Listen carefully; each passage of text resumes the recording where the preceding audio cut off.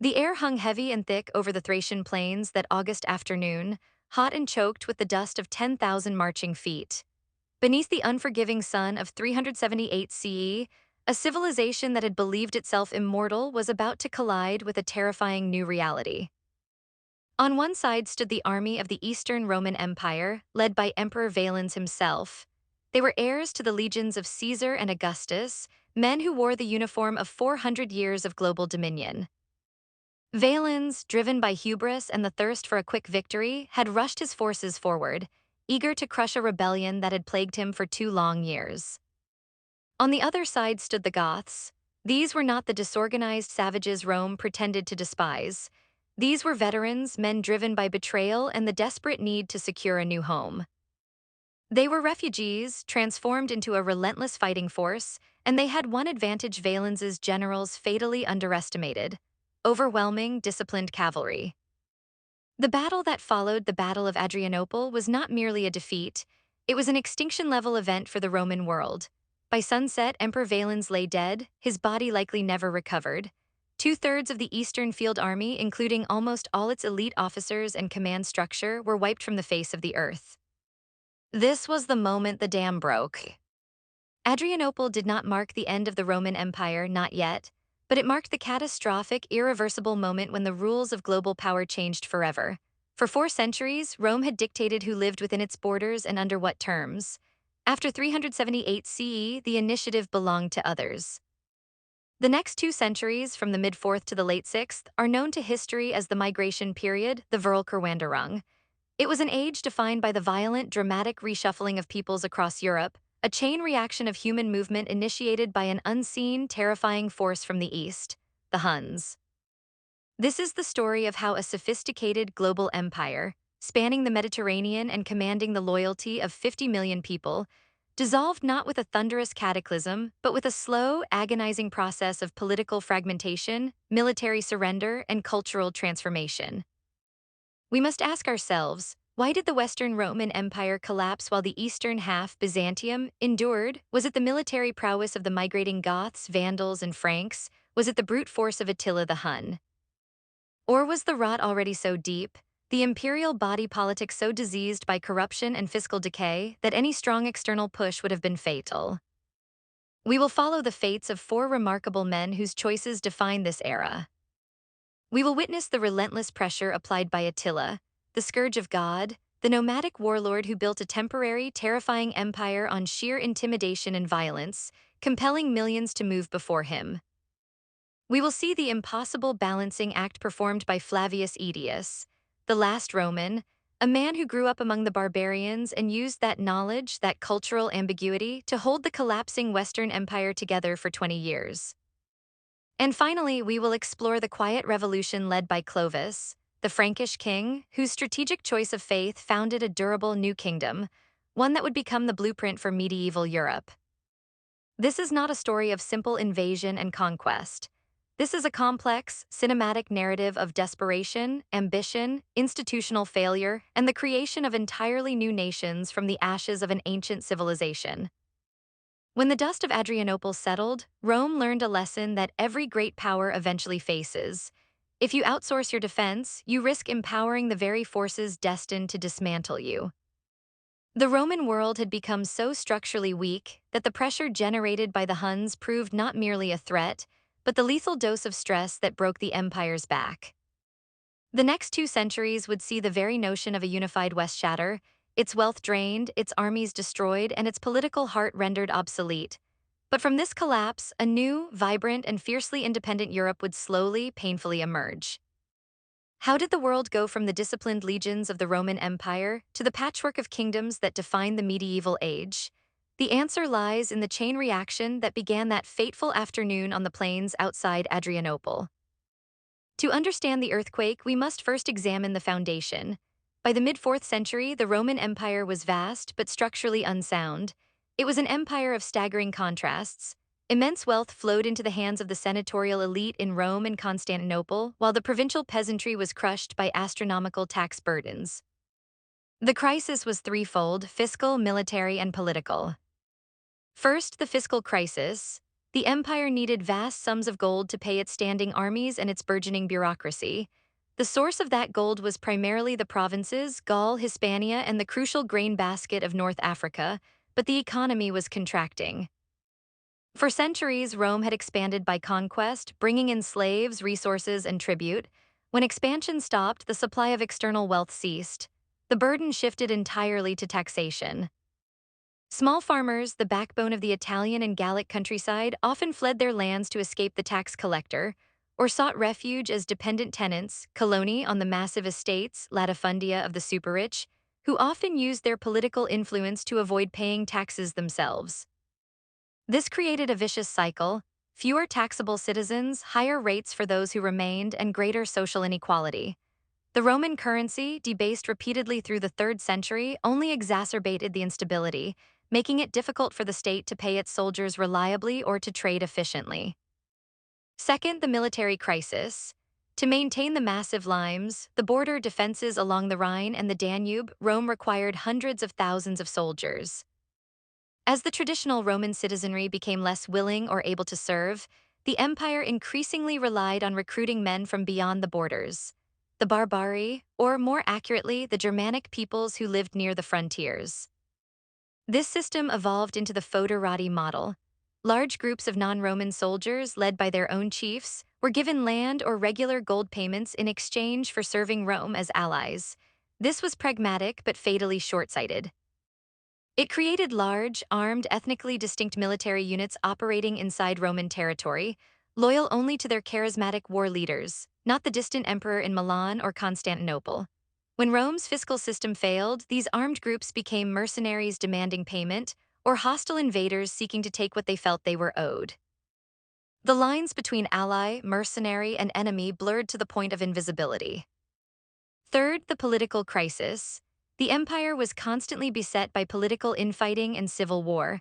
Power often rested with the magister militum, the master of soldiers, rather than the emperor himself, who was frequently a puppet figure. This internal strife forced the diversion of desperately needed troops and resources away from border defense to fight rival Roman claimants. On the surface, in the year 370 CE, the empire looked vast and secure. But beneath the rhetoric of eternal Rome, the financial system was a house of cards, the military was outsourced to unstable allies, and the political center lacked consistent leadership. The stage was set for the entrance of the disruptive external force. That force emerged from the vast, silent plains of Eurasia. The looming shadows, the Huns and the Goths. For centuries, Germanic peoples like the Goths had lived in a semi-stable relationship with Rome along the Danube. They traded, they raided, they served in the legions, and they settled. They were heavily influenced by Roman culture and crucially had adopted a form of Christianity, Arianism, preached by Bishop Ulfilas. The Goths were essentially divided into 2 large confederations: the Visigoths, Western Goths, or Tervingi, and the Ostrogoths, Eastern Goths, or Gruthungi. They occupied the lands north of the Black Sea and the Danube. Their fragile existence was violently shattered around 370 CE by the arrival of the Huns. The Huns were a nomadic equestrian people whose origins lay deep in Central Asia, possibly linked to the earlier Xiongnu Confederation. Their movement westward was likely driven by climatic shifts on the steppes, creating resource scarcity that propelled them into Europe.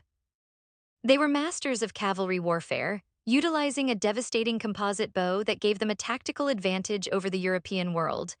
They moved fast, struck hard, and terrified all who lay in their paths. The Hunnic conquest was not a migration for settlement, it was a military shockwave designed for dominance and tribute extraction. They didn't merely defeat the Goths, they shattered their kingdoms and drove them into utter panic. The Visigothic leader, Fritigern, watched as his people's defenses dissolved before the terrifying advance of the Hunnic cavalry. He realized their only hope lay in seeking refuge from the civilization they had long known as an enemy: Rome. Character profile: Alaric I, the Visigoth king. Our story begins properly with Alaric, a young Visigoth warrior who would have witnessed the chaos and terror of the Hunnic advance firsthand, and the desperation of his people crowding the northern banks of the Danube. Alaric was not born a king, but a respected member of the Gothic noble line. His life would be defined by a singular, consuming quest to gain legitimacy for his people within the Roman system. He didn't want to destroy Rome, he wanted to be Rome, or at least be recognized as an indispensable permanent Roman power. When in 376 CE, 200,000 Goths, men, women, and children, crowded the Danube's edge begging for entry, Alaric was among them. They appealed to Emperor Valens not as invaders but as refugees and potential soldiers. They asked for land to settle, food to eat, and the right to serve in the Roman military as foederati. The Roman Empire, overwhelmed by the sheer scale of the request, made the worst possible decision. They agreed to the entry but utterly failed in its execution. The officials assigned to manage the settlement were corrupt, greedy, and incompetent. They extorted the Goths for every last coin and possession. Starving Goths were forced to trade their children into slavery just for a loaf of bread or a scrap of meat. The promised food supplies never arrived, sold instead for profit by the Roman administrators. This betrayal turned a refugee crisis into a full-scale rebellion. In the eyes of Alaric and his people, this was not just bureaucratic failure, it was a profound moral violation of trust. The desperation boiled into rage. The Goths, now armed and starving, spilled out of the hastily arranged settlement camps and began to pillage the Thracian countryside simply to survive. This was the fire that Valens, the emperor of the East, rushed toward in 378 CE, leading to the utter military catastrophe at Adrianople. The disaster at Adrianople shattered the balance of power. The Goths were now inside the gates, and they knew the scent of Roman weakness. After Valens's death, Theodosius the Great, the new emperor, recognized the impossibility of defeating them. He temporarily solved the crisis by granting the Goths permanent quasi-autonomous settlement within the empire. They were allowed to keep their own rulers and their own laws, serving Rome but operating outside its direct control. This was the template for the future. Rome was no longer dealing with simple treaties, it was carving out semi-independent zones within its own territory. Alaric, witnessing this shift, saw his opportunity. He rose rapidly through the Visigothic leadership, determined to turn this grudging acceptance into lasting, formal power. His true objective was a high-ranking, lucrative Roman military commission, ideally master of soldiers, and a settled homeland where his people could be secure forever. But the Roman Senate and the old Roman aristocracy, consumed by ancient pride, found the thought of granting a Germanic leader such status utterly abhorrent. They would negotiate, they would stall, and they would betray. Alaric's next 20 years would be a relentless, desperate campaign across the Balkans and Italy, not primarily for plunder but for a piece of paper, a legitimate Roman title. The Visigothic Shadow and the March on Rome, 395–410 CE. Following Theodosius the Great's death in 395 CE, the Roman world fractured permanently. The empire was divided between his two weak sons, Arcadius in the east and Honorius in the west. This leadership vacuum was Alaric's moment. The Visigoths under Alaric officially severed their allegiance, proclaiming Alaric as their king. He spent the next decade roaming the Balkans and Greece, essentially holding the Eastern Empire to ransom. The East, reluctant to send its own armies, repeatedly paid Alaric off or, worse, convinced him to take his demands west. The real power in the West rested not with the young Emperor Honorius, but with Stilicho, the half-Vandal master of soldiers. Stilicho was a brilliant general, the last man capable of fielding a multi-ethnic Roman army. For years, Stilicho and Alaric engaged in a tense dance of diplomacy and skirmish. Stilicho needed Alaric's troops to fight other invaders. Alaric needed Stilicho's influence to secure his desired Roman title and territory. Stilicho, recognizing Alaric's power, nearly secured a deal to incorporate the Visigoths into the Western military apparatus. But the Roman establishment, the Senate and the court of Honorius in Ravenna, viewed both Alaric, the barbarian king, and Stilicho, the half-barbarian general, with deep suspicion. The Roman court preferred purity over survival. In 408 CE, the unthinkable happened. Stilicho was arrested and executed on trumped-up charges of treachery. This was perhaps the single most destructive political choice made by the Western Empire. Rome had eliminated the only man capable of defending it. The execution of Stilicho had immediate, fatal consequences. Honorius's court, seized by anti-Germanic fervor, ordered the slaughter of thousands of Gothic families and soldiers who were living peacefully within Italy. The surviving Gothic soldiers, seeing their families murdered by those they were sworn to protect, fled Italy, carrying their fury and their weapons directly into Alaric's waiting army. Alaric's forces swelled overnight. The distinction between mercenary, ally, and refugee had dissolved entirely. Alaric, driven by rage and now facing a completely undefended Italy, launched his decisive campaign. He crossed the Alps and marched south, the objective no longer mere negotiation, but intimidation on a scale never before imagined. He besieged Rome 3 times. The Eternal City, a symbol of divine protection and imperial majesty, starved. Its inhabitants ate rats and, according to chroniclers, sometimes worse.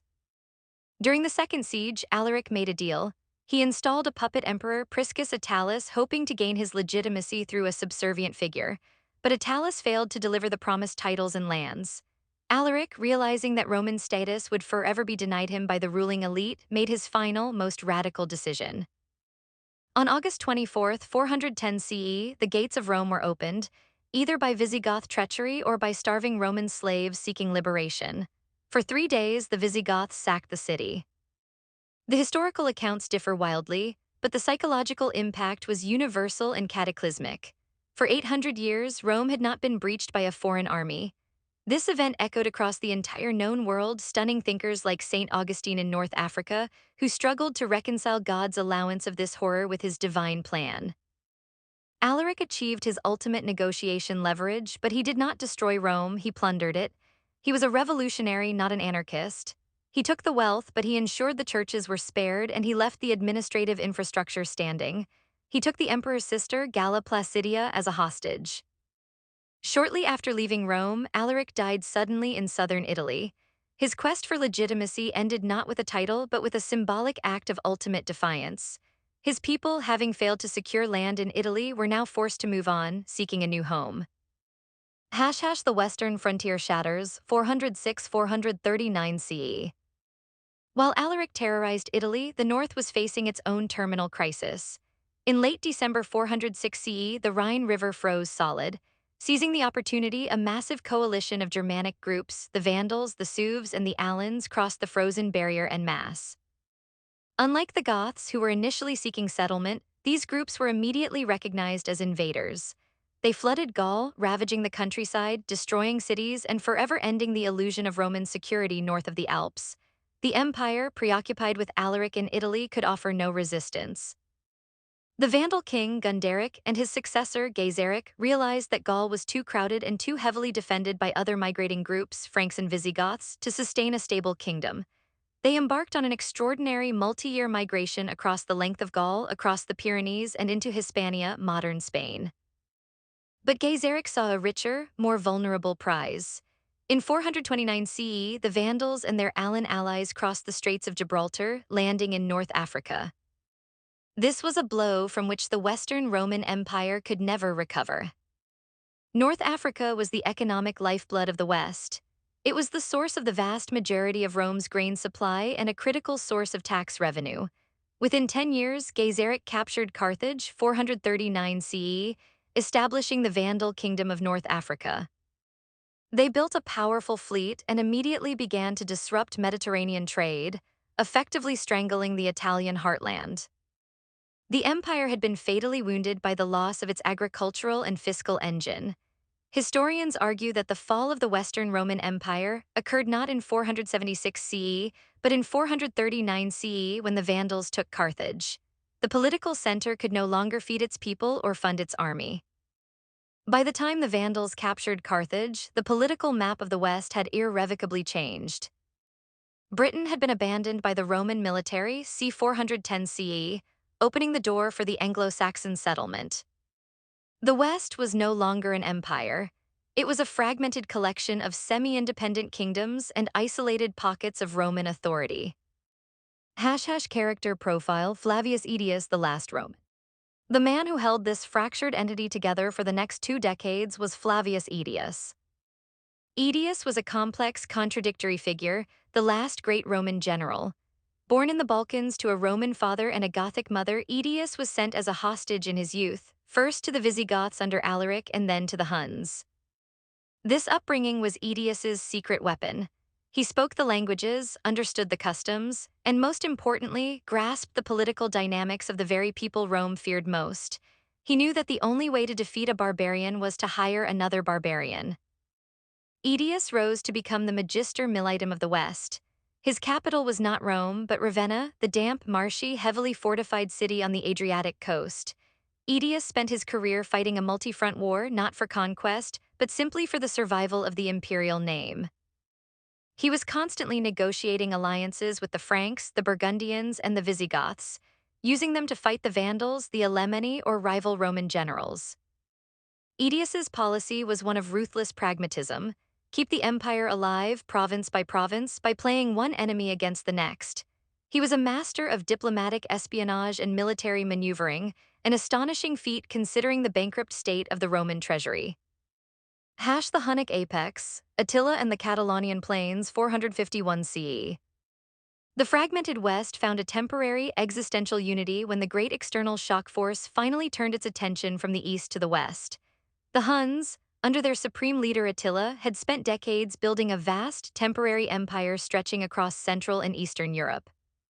Attila was the ultimate extortionist, extracting vast tributes of gold from the Eastern Roman Empire, which survived only by constantly buying him off.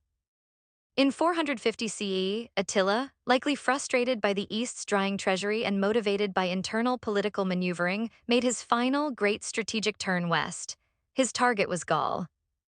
Attila was the living embodiment of the push factor. He was brilliant, ruthless, and terrifying. The Roman chroniclers, unable to explain such destructive power, simply called him the Flagellum Dei, the Scourge of God. Attila's invasion in 451 CE forced Aetius into the greatest alliance of his career. Aetius, who had grown up among the Huns and understood their capabilities intimately, knew he could not defeat them alone with his threadbare Roman army. In a desperate, extraordinary effort, Aetius achieved what Rome had rarely done since its early days. He forged a unified coalition of enemies and allies. He convinced the powerful Visigoths in Aquitaine, led by King Theodoric, to join him. He gathered contingents of Franks, Burgundians, and Alans. This strange, multi-ethnic army, composed mainly of people Rome had spent a century trying to repel, faced Attila's massive Hunnic coalition, which included Ostrogoths and other subject peoples near Chalons in the fields of Gaul. The ensuing Battle of the Catalaunian Plains, 451 CE, was one of the largest and most pivotal battles of late antiquity. The fighting was savage, bloody, and inconclusive in military terms. The Visigothic king Theodoric was killed, but his son Thorismund rallied the Visigoths. Crucially, Attila's forces were halted. He failed to break the combined line of Aetius's coalition. Attila retreated back across the Rhine, his aura of invincibility finally tarnished. Aetius had saved Gaul, he was the hero of the West. But his triumph was short-lived. The next year, 452 CE, Attila invaded Italy, seizing and destroying several major northern cities. Panic was widespread. The Emperor Honorius and his court were paralyzed in Ravenna. Attila marched toward Rome, but something stopped him. Was it the plague that ravaged his army? Was it supply issues? Or was it the diplomacy of Pope Leo I? In a historic encounter, Pope Leo I, accompanied by Roman officials, met Attila at the Mincio River. What was said is unknown, but Attila turned back, sparing the city. This event profoundly cemented the moral and secular authority of the papacy in the West, demonstrating that the Bishop of Rome could achieve what the emperor and his generals could not. Attila died suddenly in 453 CE, reportedly from a massive nosebleed on his wedding night. His vast, temporary empire of fear dissolved almost immediately into civil war among his subject peoples. The Hunnic threat, the great engine of the Völkerwanderung, was gone. Aetius, the hero who had saved Rome from Attila, suffered the same fate as Stilicho. The insecure Emperor Valentinian III, fearing Aetius's immense popularity, murdered the general with his own hands in 454 CE. With Aetius gone, the last pillar holding the Western Empire upright crumbled. The Symbolic End, 455–476 CE. 2 years after Aetius's murder, in 455 CE, the Vandals under Gaiseric sailed from North Africa and sacked Rome for a second time. This time the sack was more thorough than Alaric's, targeting religious treasures and precious metals. The next 2 decades were an accelerating farce. The imperial title became meaningless, a prize fought over by puppet emperors installed and deposed by powerful Germanic military commanders, Ricimer, Gundobad, and Odoacer. The date 476 CE is often cited as the definitive end of the Western Roman Empire, but it was anticlimactic. In that year, the German commander Odoacer deposed the last puppet emperor, a teenage boy named Romulus Augustulus. Odoacer did not take the imperial title for himself. Instead, he simply sent the imperial regalia, the crown, the purple robes, and the scepter to the Eastern Emperor Zeno in Constantinople. The message was clear: there was no longer a need for a separate Western emperor. Odoacer asked Zeno for recognition, styling himself as the ruler of Italy not as emperor but as Zeno's lieutenant, the Rex Italii, king of Italy. The political structure of the Western Roman Empire had finally, formally dissolved. What had ended in 476 CE was not civilization, law, or Roman culture. What ended was the centralized tax-collecting mechanism and the political structure capable of fielding a unified army west of the Balkans. The Völkerwanderung had achieved its conclusion, the replacement of the Roman emperor with the Germanic king. The period following 476 CE was not the Dark Ages traditionally imagined, but a time of intense and often violent transformation, characterized by the ambitious state-building efforts of the new Germanic kings. They did not erase Rome, they inherited it, transforming it into something new. The Ostrogothic experiment, Theodoric the Great. One of the most remarkable experiments in Romano-Germanic fusion occurred in Italy, led by Theodoric the Great, the king of the Ostrogoths. The Ostrogoths had been subject to the Huns before they moved south after Attila's death. Theodoric, like Aetius, was a product of the hybrid world. He spent his youth as a noble hostage in Constantinople, learning the intricacies of Roman governance, diplomacy, and finance. In 488 CE, Theodoric, with the permission and encouragement of the Eastern Emperor Zeno, led his entire people into Italy. His mission was to remove Odoacer, which he did through 7 years of brutal warfare, culminating in Odoacer's murder in 493 CE. Theodoric then established the Ostrogothic kingdom in Italy. His governance was a masterpiece of dual administration. The Gothic side, the Goths were the military caste. They held power, controlled the army, and were paid in taxes. They were governed by Gothic law and retained their Arian Christian faith. The Roman side, the Romans Italians were the administrative, political, and cultural caste. They staffed the bureaucracy, the Senate still met, and they were governed by Roman civil law. The population remained Nicene, Catholic, Christian. Theodoric's motto was an Orthodox population and an Arian king living in peace. He aimed for stability and restoration, not radical change. Ravenna became a center of classical learning and magnificent architecture, synthesizing Roman mosaics with Gothic structures. The Ostrogothic kingdom was the pinnacle of the migration period's cultural synthesis. If it had endured, the history of Europe would be vastly different. But it did not endure. The delicate balance depended entirely on Theodoric's personal genius. After his death in 526 CE, succession disputes erupted, creating a fatal vulnerability. Justinian I, the powerful and ambitious Eastern Roman emperor in Constantinople, seized this opportunity. Motivated by the dream of renovatio imperii, restoration of the empire, and a profound commitment to Nicene orthodoxy, he launched a massive invasion of Italy under his brilliant general, Belisarius. The resulting Gothic Wars, 535–554 CE, were catastrophic. Italy, the heartland of the former West, was devastated. Procopius, the chronicler, described the resulting famine and destruction. Justinian's forces eventually won, but their victory was hollow. The war essentially annihilated the Ostrogothic population and destroyed the economic base of Italy, leaving the peninsula depopulated, bankrupt, and highly susceptible to the next wave of migration. The true legacy of the Gothic Wars was the ruin of Italy. Shortly after Justinian's death, the Lombards, a new wave of Germanic migrants, poured into the shattered peninsula in 568 CE, establishing a powerful kingdom in the north that would endure for 2 centuries and permanently fragment the political landscape of Italy. The Frankish success, Clovis and the birth of France. While the Ostrogoths collapsed under Byzantine pressure, another Germanic group in Gaul achieved enduring, long-term success, the Franks. The Franks had been expanding gradually for decades in northern Gaul. They were not migrants in the sense of a mass exodus like the Goths. They were closer to aggressive settlers and conquerors, expanding from their bases along the Rhine.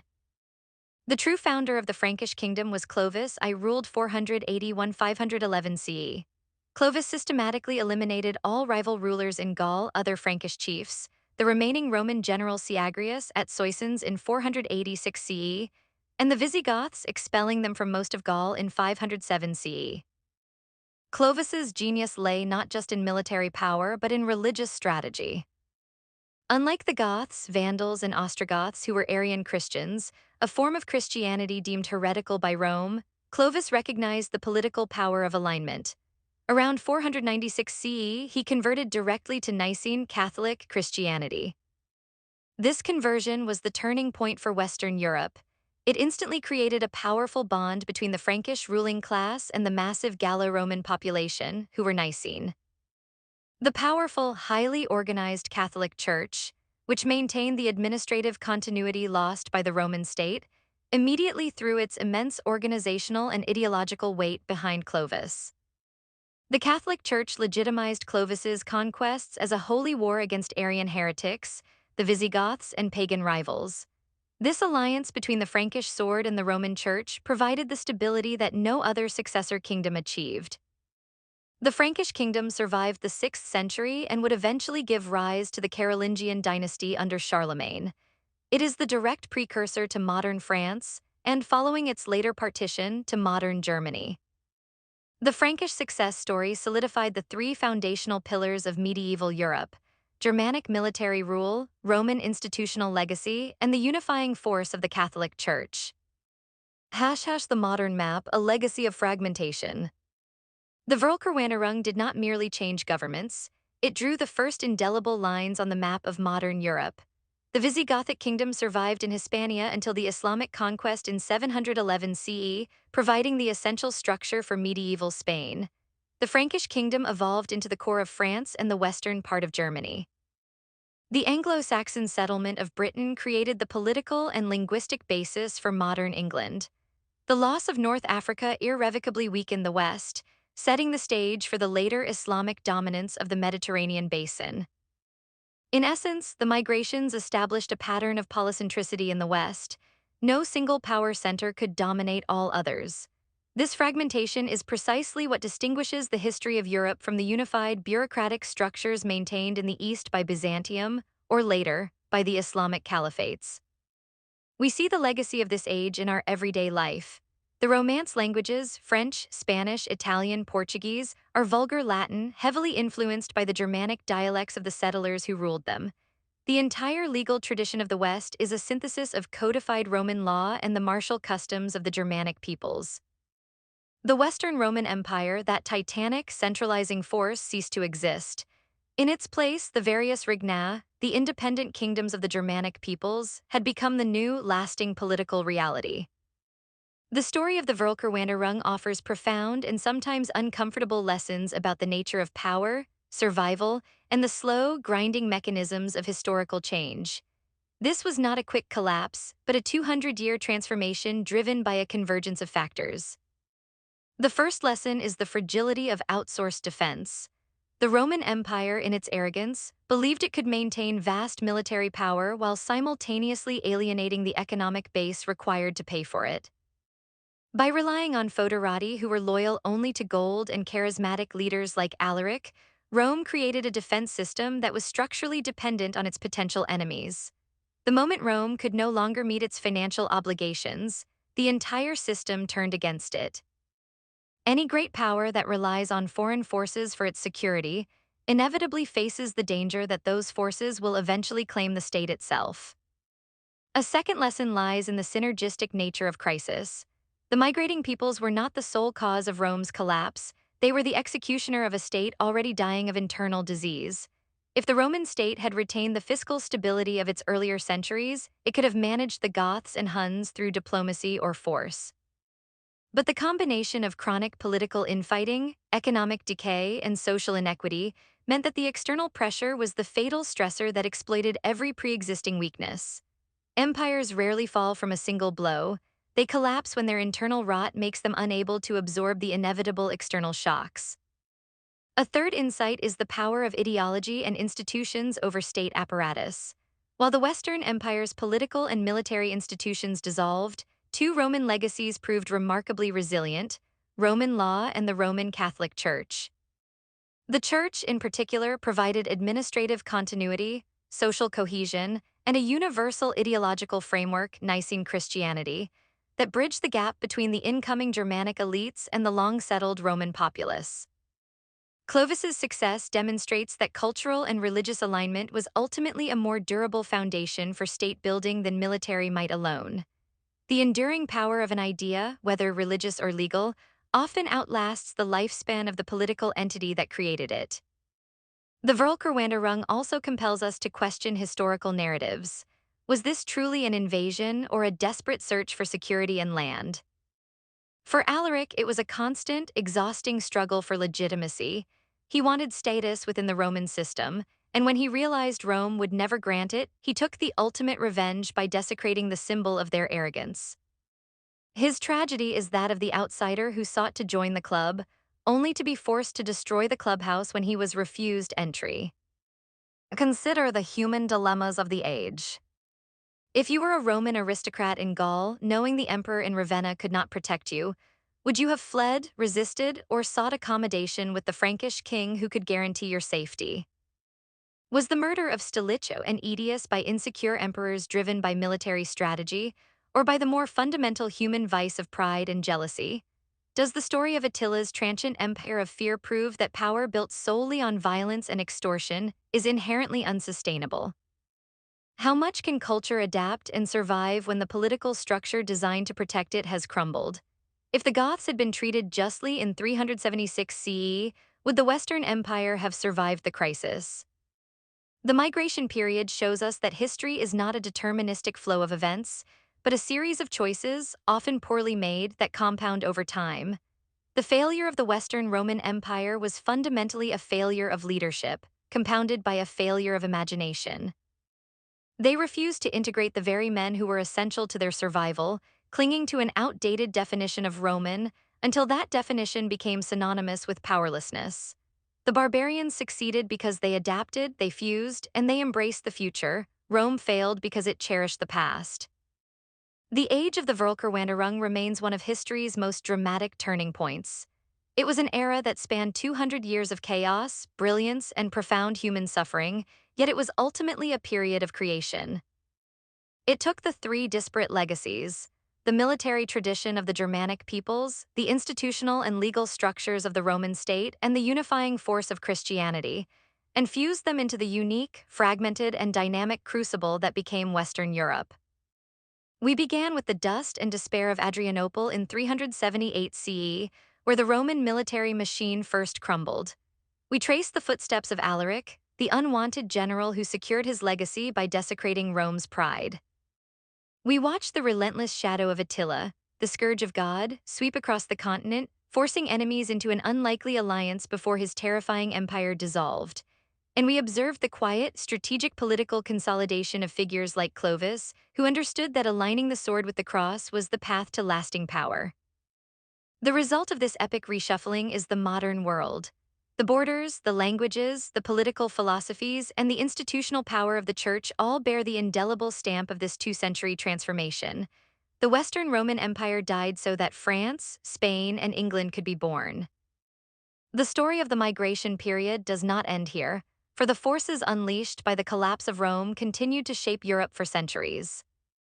If you want to know how the Eastern Roman Empire, Byzantium, managed to weather this storm and survive another 1,000 years, we need to examine their mastery of diplomacy, their finances, and their decisive defensive strategy, particularly during the subsequent Persian and Islamic invasions.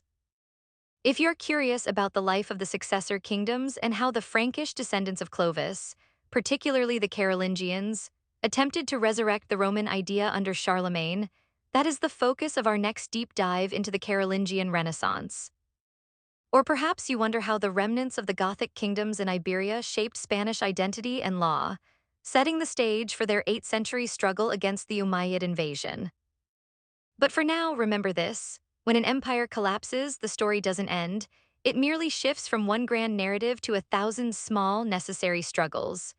The grand, unified vision of Rome may have died, but the political imagination of Europe was finally set free. The future would belong not to those who clung to the memory of empire, but to those who dared to build something entirely new in its ruins. The Roman world ended and the world of history began.